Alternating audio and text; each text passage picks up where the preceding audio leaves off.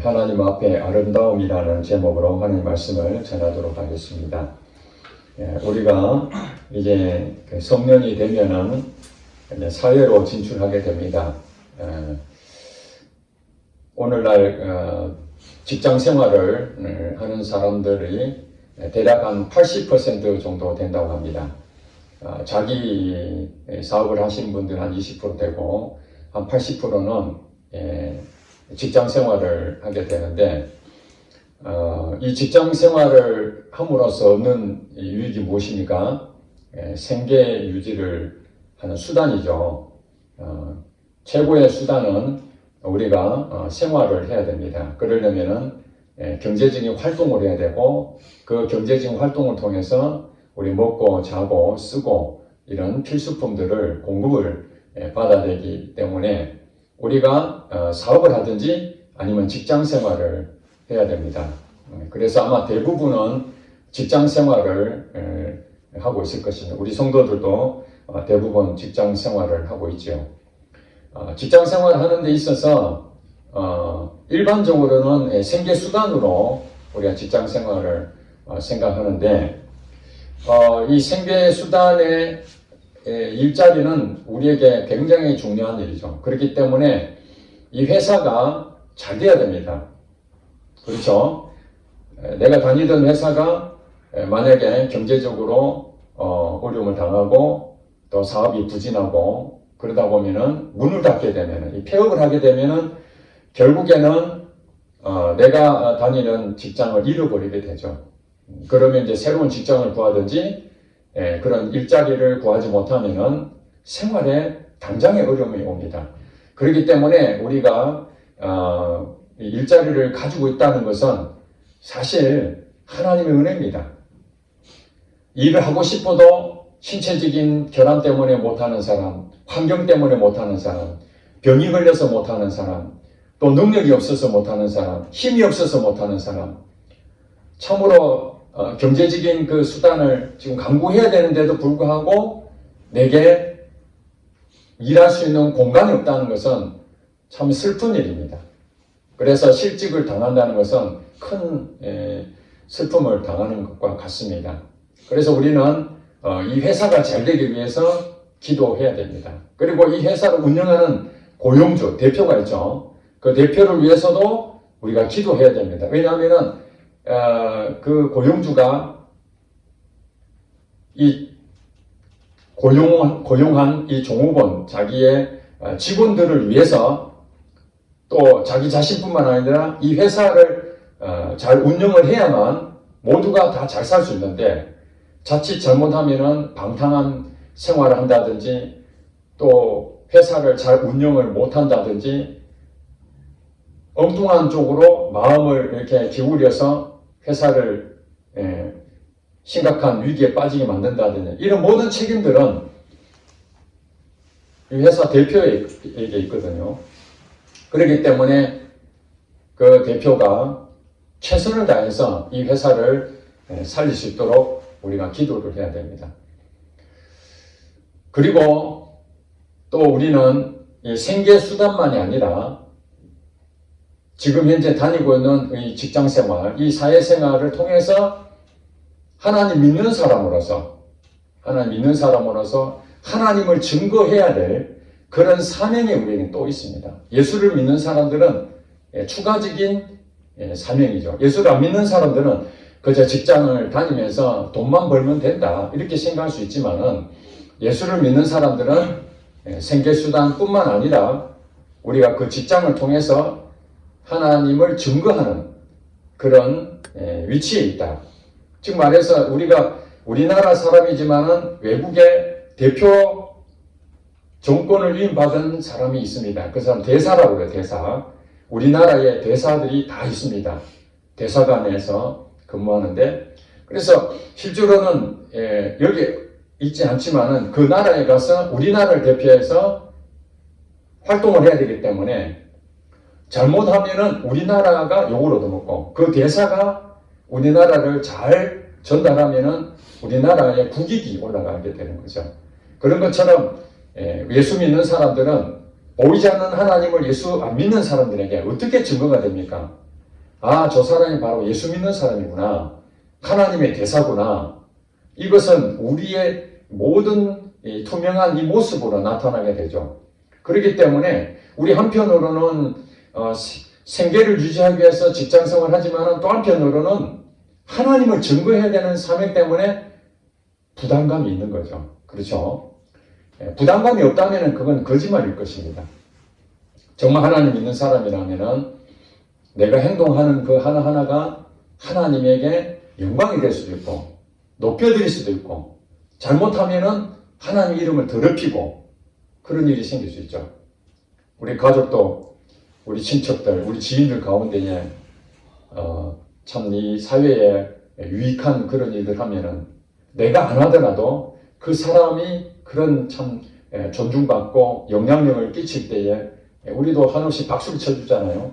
반대로 정말로 가깝게 지내는 그 사람이 범죄를 저지른다든지 흉악한 그런 일을 한 것이 드러나게 됐을 때 부끄러움을 느끼잖아요.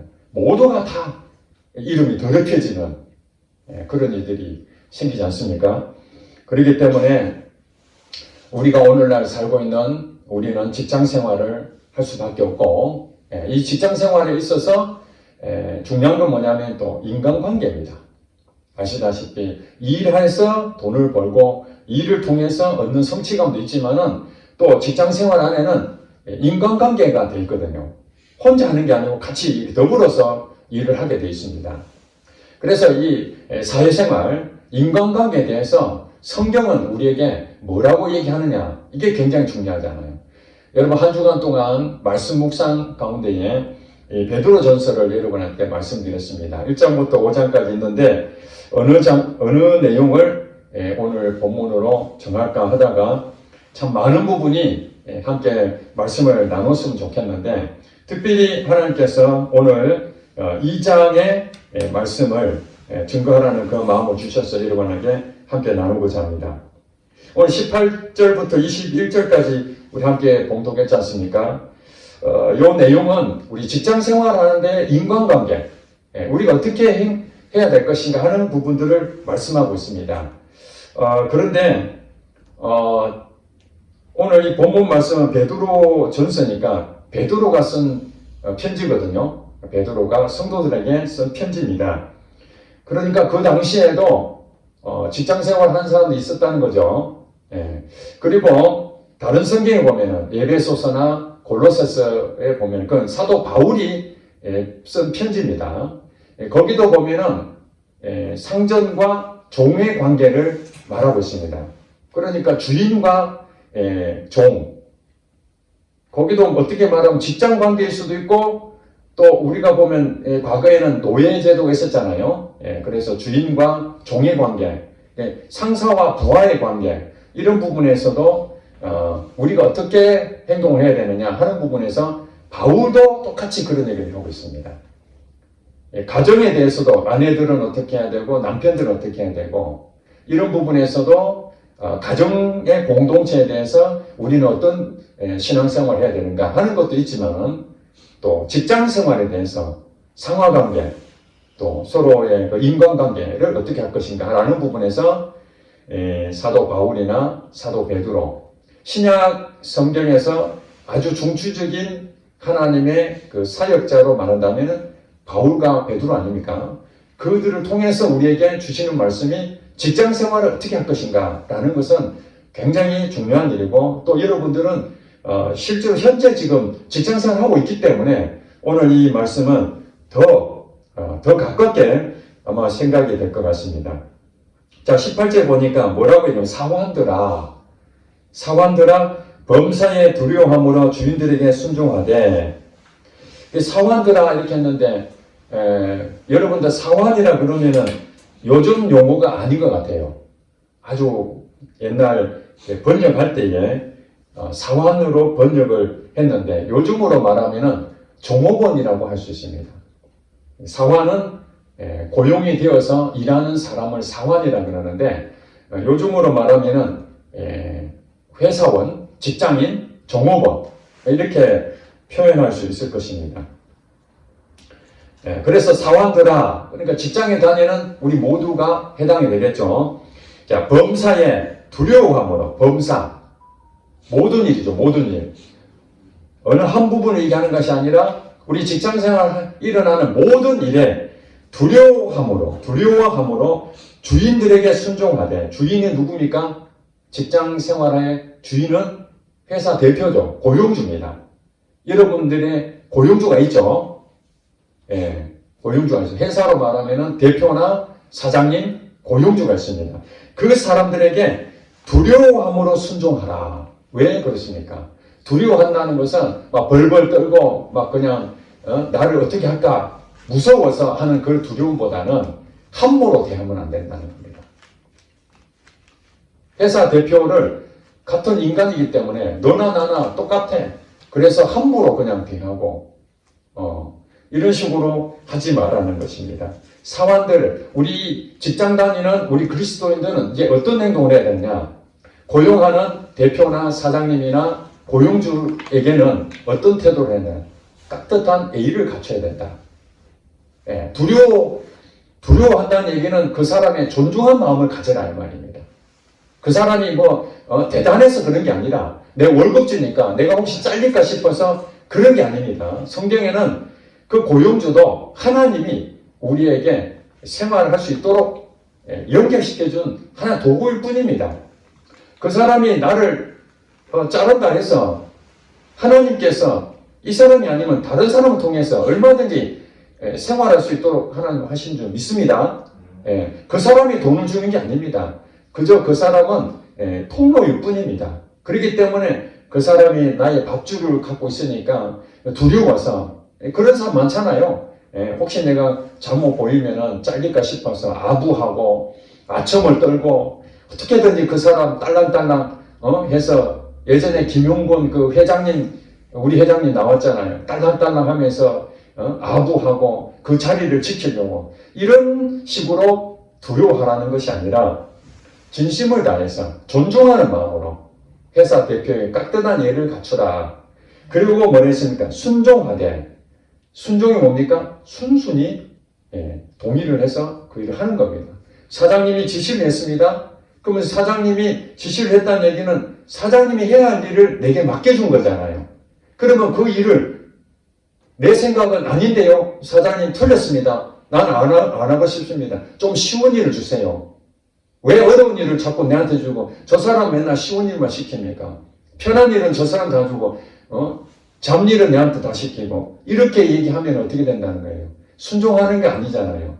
그렇죠? 물론 그 안에서 불의를 행하는 것은 순종하면 안 됩니다.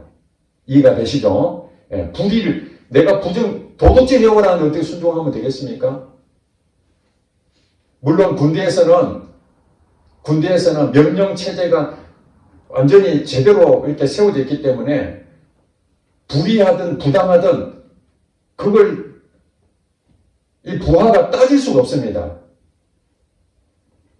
계급이 높은 사람 지시하면은 무조건 명령에 복종을 하는 것이 군대 조직의 사회거든요.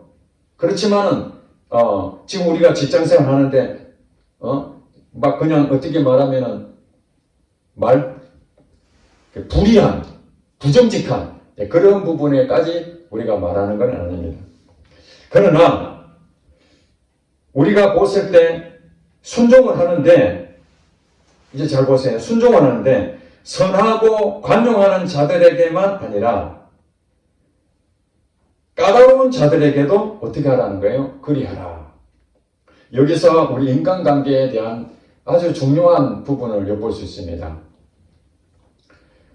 하나님께서는 우리를 모두 다 똑같이 만드시지 않냐고 성격이 다 다르죠. 여러분 MBTI 아시잖아요. 성격을 이제 여러 가지로 구분했지 않습니까? 외향적인 성격, 내향적인 성격, 어떤 사람은 치밀한 계획을 세우는 사람, 즉흥적인 사람, 감성적인 사람, 이성적인 사람, 다양한 어떤 성격이 있습니다.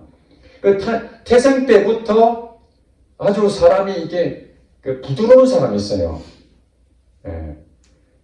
어떤 말을 하더라도 그냥 허허 웃고 한 귀로 듣고 한 귀로 흘리고 아무런 우리가 심각한 얘기를 하더라도 그 사람 별로 심각하지 않아요. 굉장히 낙천적인 생각을 하니까. 어떤 사람은 아주 작은 일도 굉장히 비관적으로 생각하는 사람이 있습니다. 부정적이고 또 꼼꼼하고 그러면서 세밀하고 그러다 보니까 성격적으로 날카로울 수가 있잖아요. 이 세밀하고 꼼꼼한 그런 계획적인 사람들을 보면 대부분 날카로운 부분이 좀 있잖아요. 좀 느긋하고 곰같이 그냥 뭐 두리뭉실한 사람들이 별로 안 날카롭잖아요. 무슨 말 하더라도 그냥 별로 개의치 않고 이런 성향들이 있다는 것입니다. 오늘 성경에 보니까 선하고 관용하는 자들에게뿐만 아니라 까다로운 자들도 있다.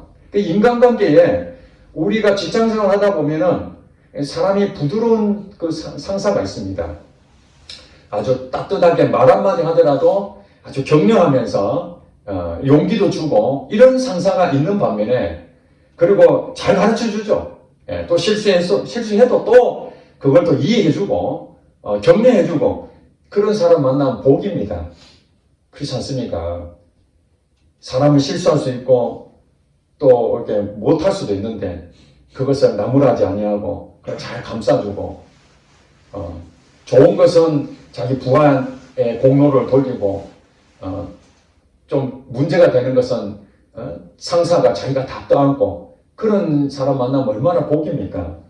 그런 사람에게만 순종하는 것이 아니라 이게 보니까 순종을 하되 선하고 관용하는 자들에게만 아니라 까다로운 자들에게도 그리하라. 까칠하고 날카롭고 똑같은 말을 하는데 비수에 꽂힌 말을 할 수도 있잖아요. 불의한 건 아닙니다. 불의한 건 아닙니다. 정당합니다. 맞습니다. 팩트입니다. 사실입니다.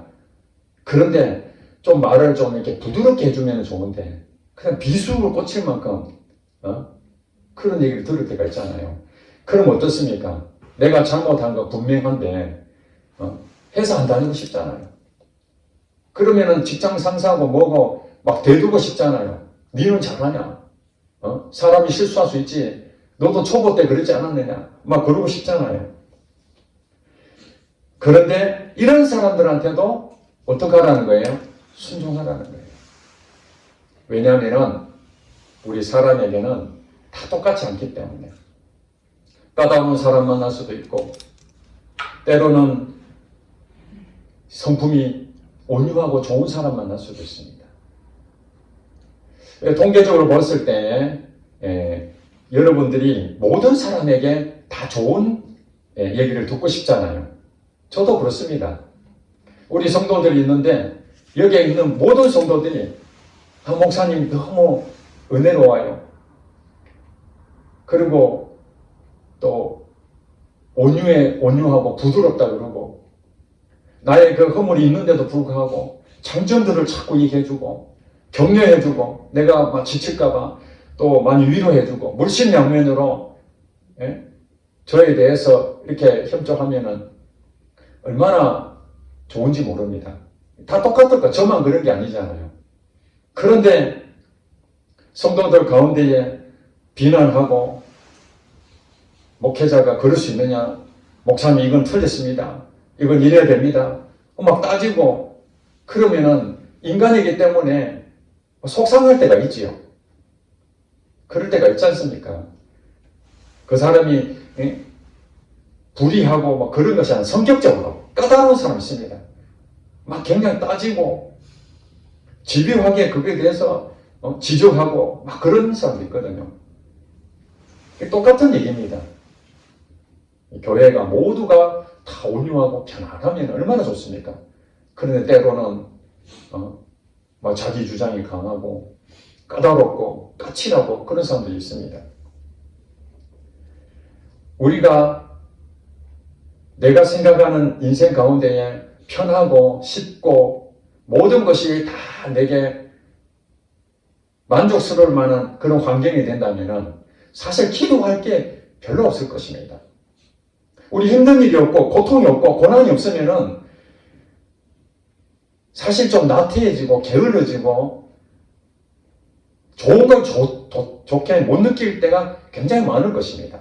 여러분 만약에 직장 상사 가운데에 정말 너무너무 잘해주는 사람만 만났다가 그 직장 그 상사가 바뀌어버릴 수도 있어요. 예를 들면은 다른 사람이 올 수도 있잖아요. 근데 그 사람이 예전 사람처럼 자기한테 잘해주고 그러면 아무 문제가 없는데 갑자기 그냥 뭐 자기 성질을 부리고 까다롭게 하고 막 그렇게 하게 되면은 옛날에 그 직장 상사가 자기한테 잘해준 것은 얼마나 고마웠는지를 그때서 알게 되는 거예요. 이야, 정말 그 사람 있었을 때 몰랐는데 구간이 명간이라는 얘기 들어봤잖아요. 구간이 명간이다. 야, 이 사람 좀 바꿨으면 좋겠다.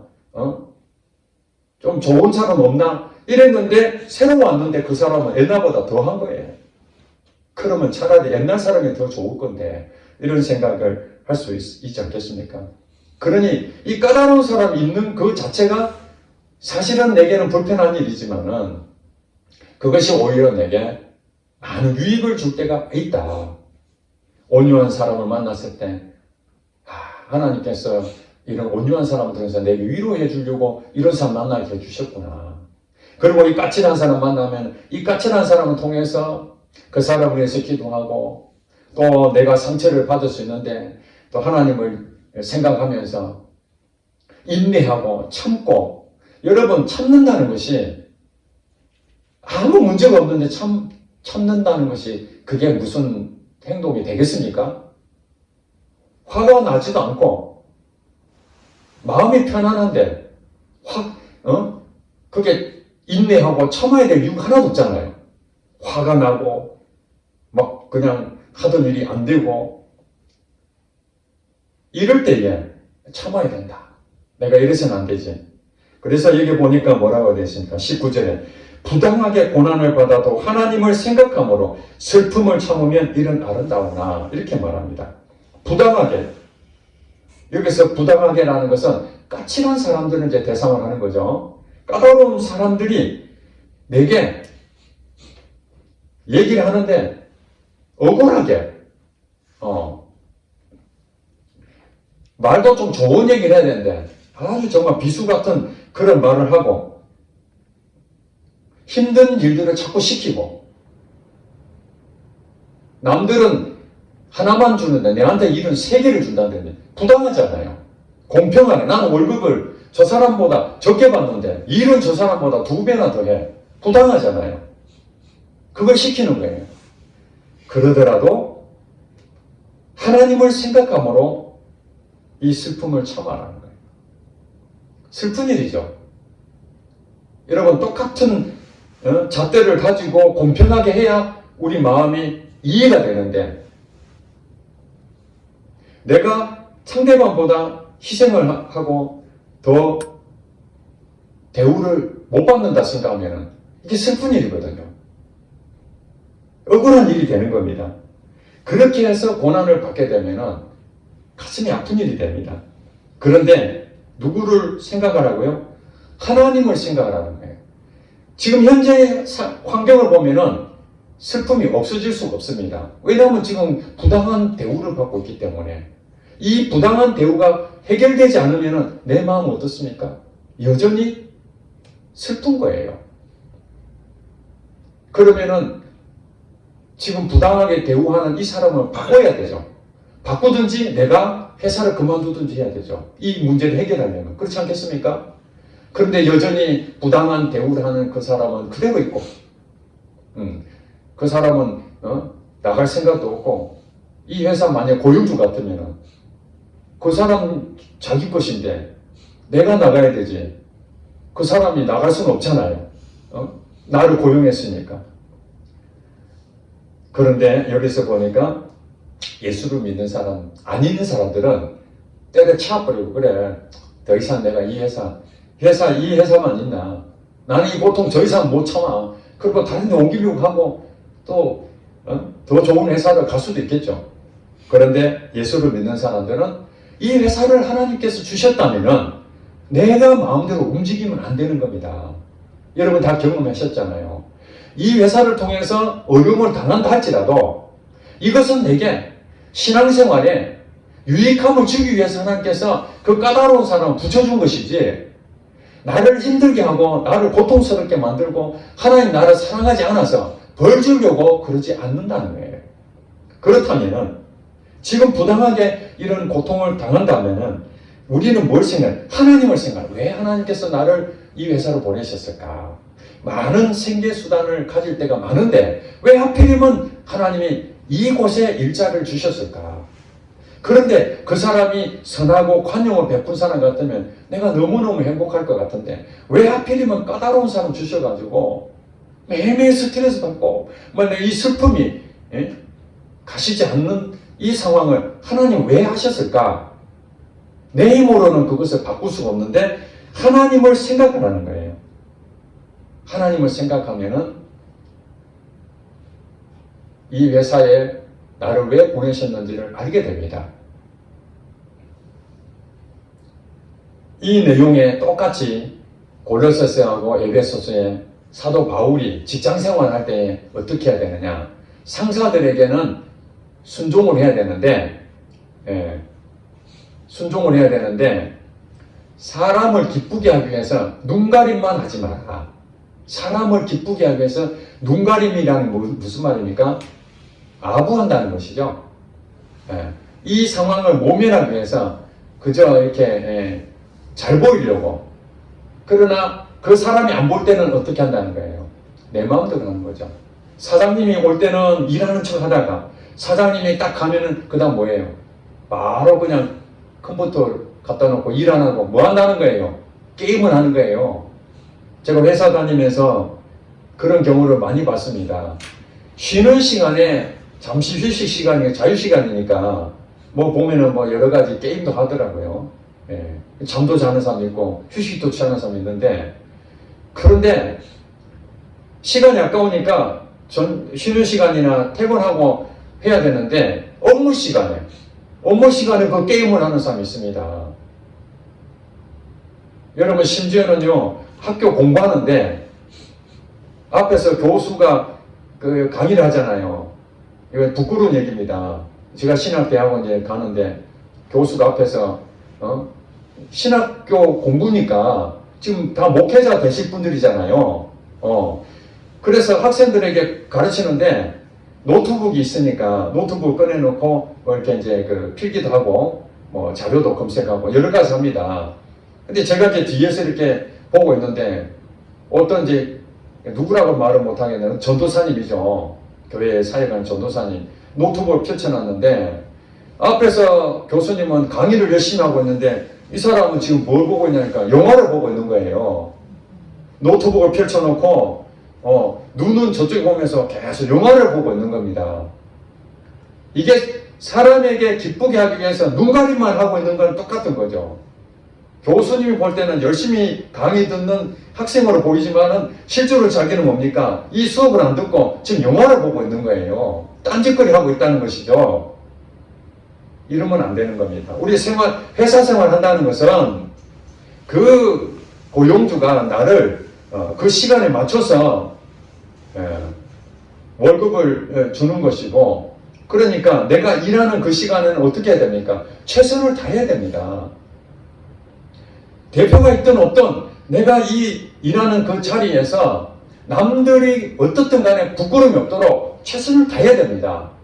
그러면 대표가 지금 그 자리에 없다고 해서 모를까요, 진짜로? 그 자리에 없다고 할지라도 사람을 보면 압니다. 그 사람이 나중에 실적을 보면 알 것이고, 그 사람 행동을 보면은 이 사람이 눈가림만 하는구나, 아니면 진심을 하는구나, 그것을 알 수가 있는 것이죠.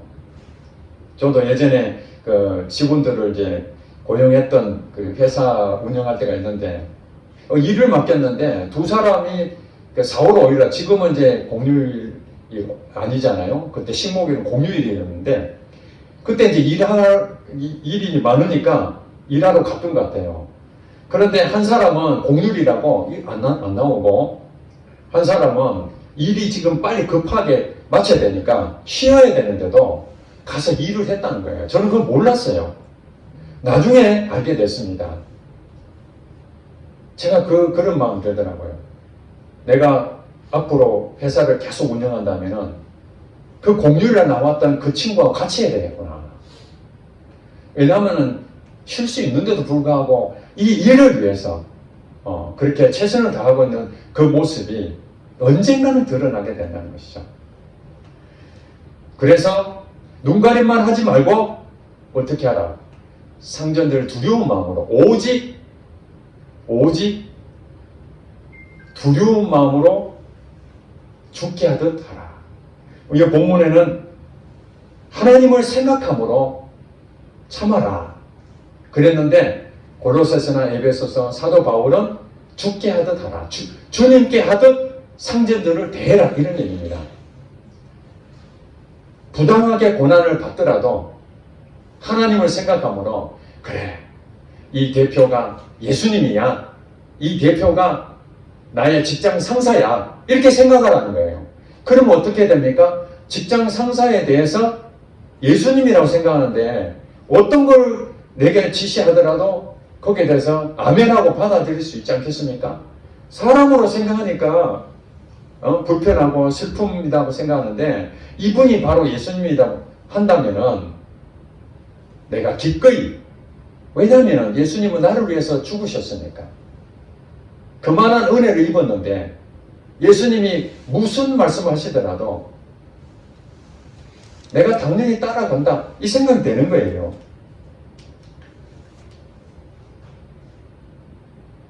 예수님께서 십자가 달려 돌아가시기 전에 가룟 유다 아시죠?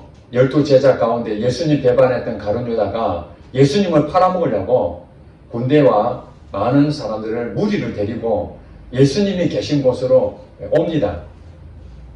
오는데 예수님을 이제 붙잡으려 하니까 제자들 가운데에 베드로가 예수님을 붙잡혀 가니까 그 자리에서 제자가 스승님이 잡혀가는 꼴은 못 보잖아요. 이건 아니다 해가지고 붙잡는 그 중에 한 사람, 그 사람이 대제사장의 종이었어요. 대제사장의 종. 그 대제사장의 종을, 오른쪽 귀를 칼로서, 베드로가 우리 스승을 잡아가면 안 돼 하고 칼로서 이 귀를 베어버렸어요. 칼로서. 한마디로 폭력을 행하는 것과 똑같은 거죠. 폭력은 정당화할 수가 없는 겁니다. 비록 스승을 잡아간다 할지라도 말로 해야 되지, 그것을 행동을 해버리는 거예요. 사람을 귀를 베어버린다는 거예요.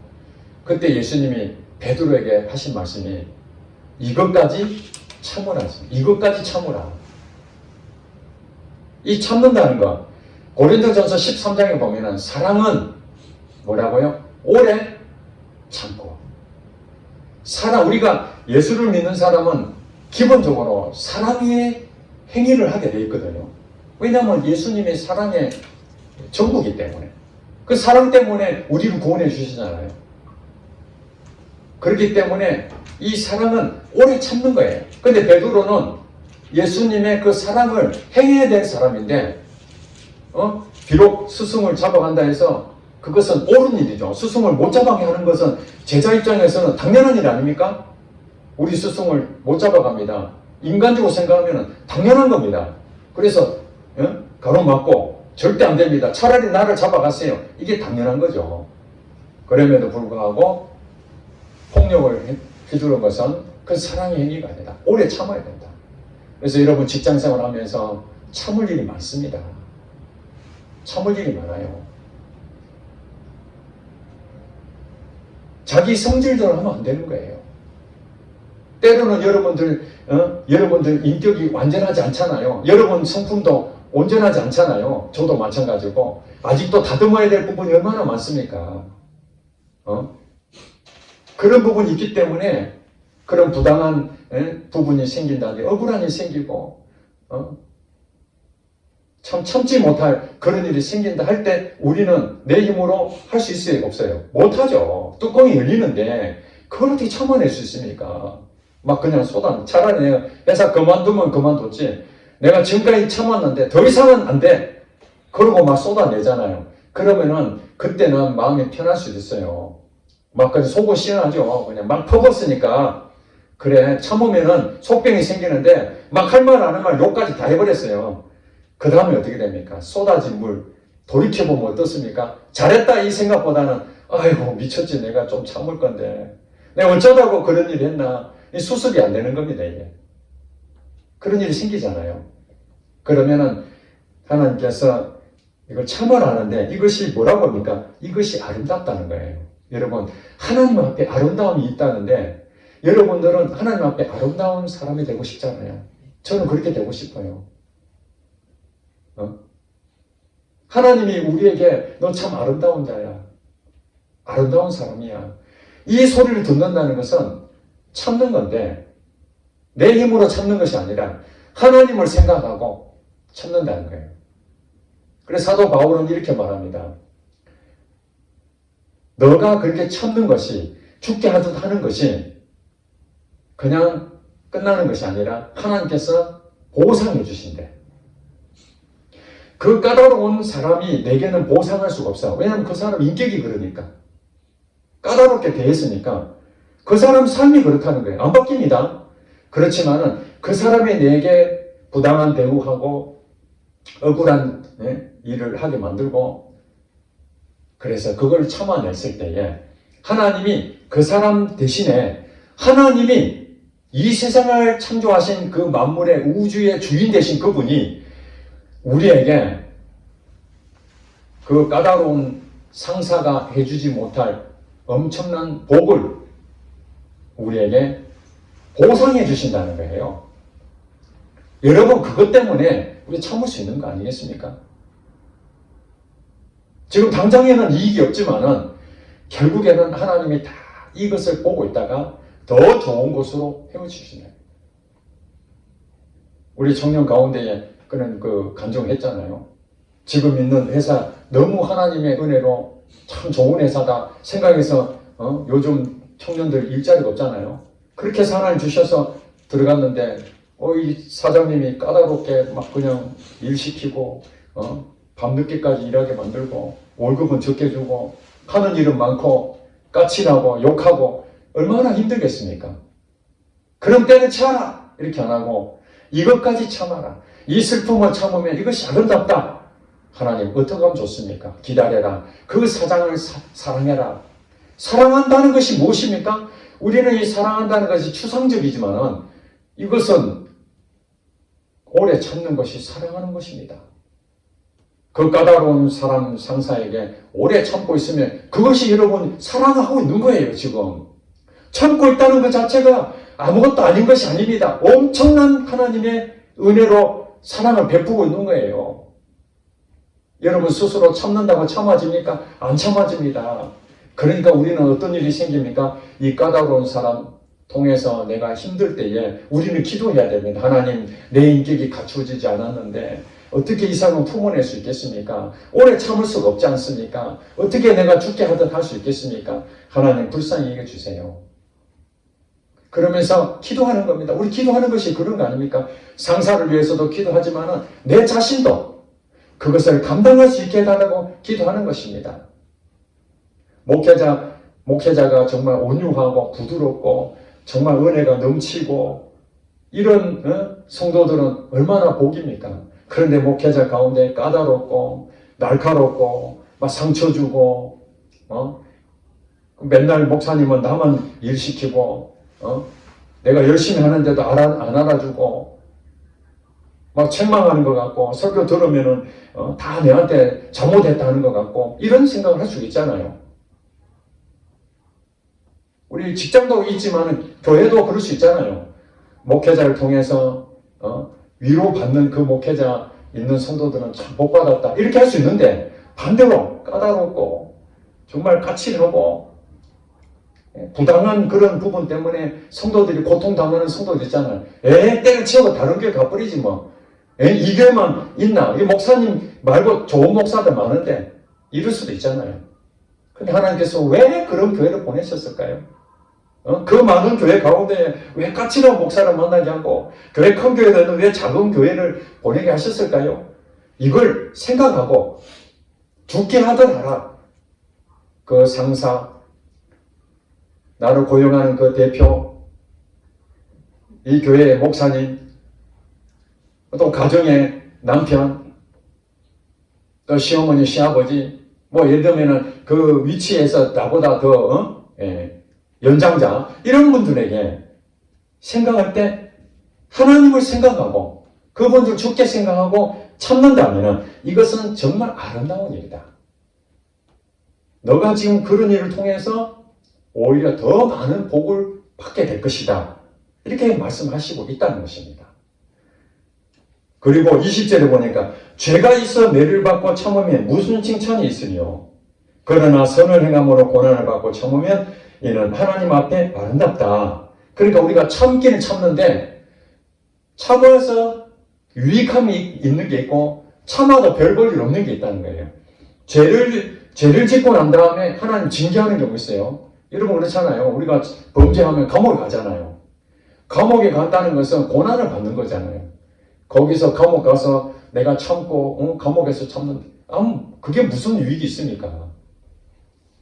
그러니까 우리가 죄를 짓고 매를 맞고 거기 참아내고 그런 것보다는 내가 최선을 다하는데도 불구하고 어려움을 당하고 그럴 때에 참고 있으면은 하나님 앞에서 아름답다라고 칭찬을 받을 것이고 마지막 날에 하나님의 상급이 우리에게 쌓여져 간다는 것을 눈에는 안 보이지만은 그것을 우리가 기대할 수 있는 거 아니겠습니까? 21절의 마지막에 이렇게 합니다. 이를 위하여 너희가 부르심을 받았으니 그리스도도 너희를 위하여 고난을 받아사 너희에게 본을 끼쳐 그 자체를 따라오게 하려 하셨느니라. 예수님께서 십자가 달려 돌아가시는데 예수님이 진짜 죄를 지어서 십자가 달렸습니까? 아니잖아요. 우리를 위해서 죄가 없는데도 억울한 일을 당했잖아요. 부당한 대우를 당했잖아요. 그럴 때에 얼마나 많은 사람들이 무례했습니까? 비난하고 침도 뱉고 채찍도 때리고 이런 상황인데도 불구하고 그 고난을 다 참아냈다는 거예요. 예수님이. 이것은 왜 그렇게 하셨느냐? 예수님처럼 예수를 믿는다는 게 그런 것이야. 참는 것이야. 그러니 너희들도 나를 따라서 이렇게 행동하면 돼. 이렇게 말씀하고 있는 거예요. 그것 때문에 우리를 부르셨다는 거예요. 그러니까 우리는 뭐냐면 실제로 예수님은 아니지만은 작은 예수다. 예수님을 닮은 꼴이다. 예수님 닮은 사람들이 바로 우리잖아요. 그러니까 예수를 안 믿는 그 직장이나 가정이나 그런 데 가면은 우리의 모습이 저분이 예수님처럼 하는구나. 저 사람은 예수님하고 전혀 관계없는 완전히 지 생각대로 하는구나. 이걸 그대로 보이는 거예요.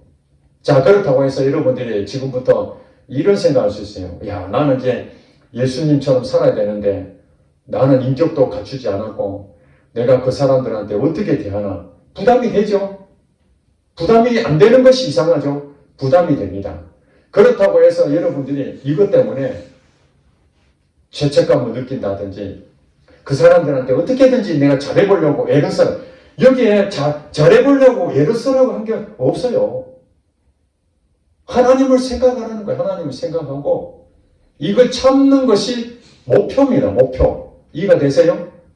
이거 참아내는 것 자체가 단번에 되는 것이 아니라 이거 참아내게 된다는 거예요. 하나님을 생각하고 참아내면은 그때서 비로소 그들은 정말 예수님이 따로 없구나. 네가 예수구나. 이렇게 된다는 것이에요. 그래 우리는 뭐 해야 됩니까? 아직 내가 그렇지 못하니까 주님 나를 불쌍히 해주세요. 내가 직장생활에 나를 선교사로 파송했는데 이 직장에서 생계수단만 아니라 이 직장에서 하나님의 의가 드러나게 해주세요. 하나님 나라가 나를 통해서 나타나게 해주세요. 이러면서 기도하고 또 회사를 위해 기도하고 대표를 위해 기도하고 내게 주어진 능력껏 최선을 다해서 하다 보면은 부족하지만 하나님께서 지혜를 주시고 명철도 주시고 그런 가운데서 여러분들은 점점 더 좋은 모습으로 바뀌어질 겁니다.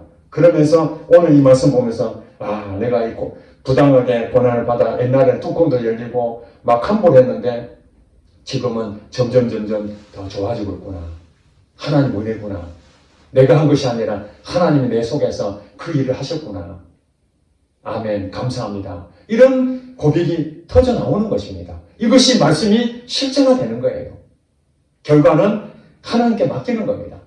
우리는 뭐합니까? 내게 주신 그 은혜로, 내게 주신 믿음의 분량대로 하나님 앞에 오늘도 현실을 인정하고 하나님 나를 불쌍히 해주세요. 그러면서 주님 앞에 가면은 한 걸음 한 걸음씩 때로는 실수하고 때로는 실패하고 좌절을 겪지만 결국에는 하나님이 나를 통해서 영광을 받으실 줄로 믿습니다. 기도하겠습니다.